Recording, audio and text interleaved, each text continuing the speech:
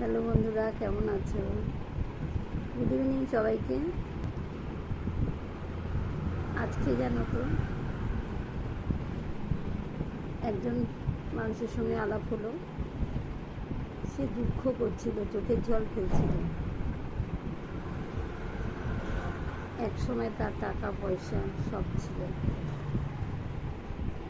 কাছের মানুষ ছিল, আত্মীয় পরিজন সব কাছের মানুষ তার সঙ্গে ভালো সম্পর্ক রাখত। এখন আর তারা কেউ পাশে নেই। তাই বলছি, সময় থাকতে সব কিছু মূল্য দাও। টাকা পয়সা, বন্ধু বান্ধব সব কিছু যখন থাকবে খুব যত্ন করে, আদরে যত্নে সব কিছু ধরে রাখতে হবে। হাত থেকে বেরিয়ে গেলে সেই জিনিস আর ফেরত পাবে না, আলগা হয়ে যায় সব কিছু। যখন থাকবে যত্ন করে রাখতে হয়, রাখতে জানতে হয়।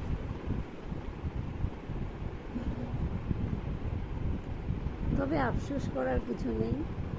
নিজেকে যদি আমরা শুধরে নিতে পারি, তবে আবার টাকা আসবে, আবার রোজগার করতে পারবে। বন্ধু বান্ধব, আত্মীয় পরিজন, প্রিয় মানুষ আবার নতুন করে তৈরি হবে। যারা গেছে যাক, যে চলে গেছে তার জন্য আফসোস না করে নিজেকে শুধরে নিলে আবার কত বন্ধু আসবে। তাদের মধ্যে থেকে কেউ হয়তো তোমার কাছের হয়ে উঠবে। তাদের নিয়ে ভালো থাকো। যে চলে গেছে তার জন্য আফসোস করে তার ব্যাপারে দুটো মন্দ কথা বলে কী লাভ, তাই না? দোষগুণ সবারই আছে।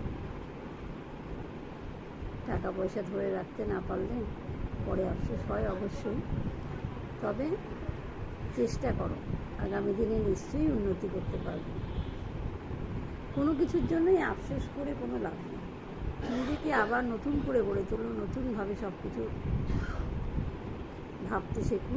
দেখবে সব আবার হবে। বন্ধু বান্ধব, আত্মীয় পরিজন সবাই কাছের হবে, টাকাও আসবে। শুধু নিজেকে একটু পরিবর্তন করতে হবে। সবার ক্ষেত্রেই একই কথা বলি। টাটা।